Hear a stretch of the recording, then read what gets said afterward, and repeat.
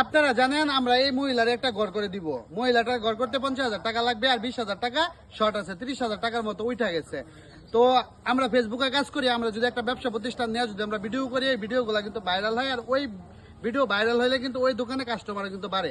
তো আপনারা যারা ব্যবসা প্রতিষ্ঠান এবং হচ্ছে আপনাদের যে কোনো কিছু প্রমোট ভিডিও করতে চান বা আপনাদের পেজ প্রমোট করতে চান, তারা হচ্ছে আমাদের মাধ্যমে পেজ প্রমোট করতে পারেন। আর পেজ আমরা প্রমোট করে দিব এবং আপনার ব্যবসা প্রতিষ্ঠান প্রমোট করে দিব।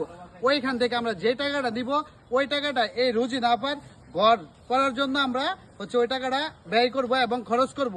যদি আপনাদের ভালো লাগে আমাদের সাথে যোগাযোগ করবেন, আপনার ব্যবসা প্রতিষ্ঠান এবং আপনার যদি পেজ প্রমোট করতে হয় প্রমোট করে দিব ইনশাল্লাহ।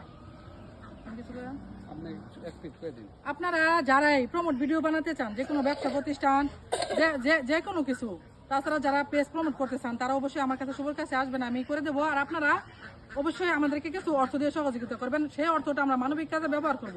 আমরা নিজেদের ওই অর্থটা এই রুজি না পার ঘরের কাজে ব্যবহৃত করব, এটাই হচ্ছে আমাদের কথা। এই মেয়েটাকে ঘর নির্মাণ করে দেবো ওই অর্থ দিয়ে।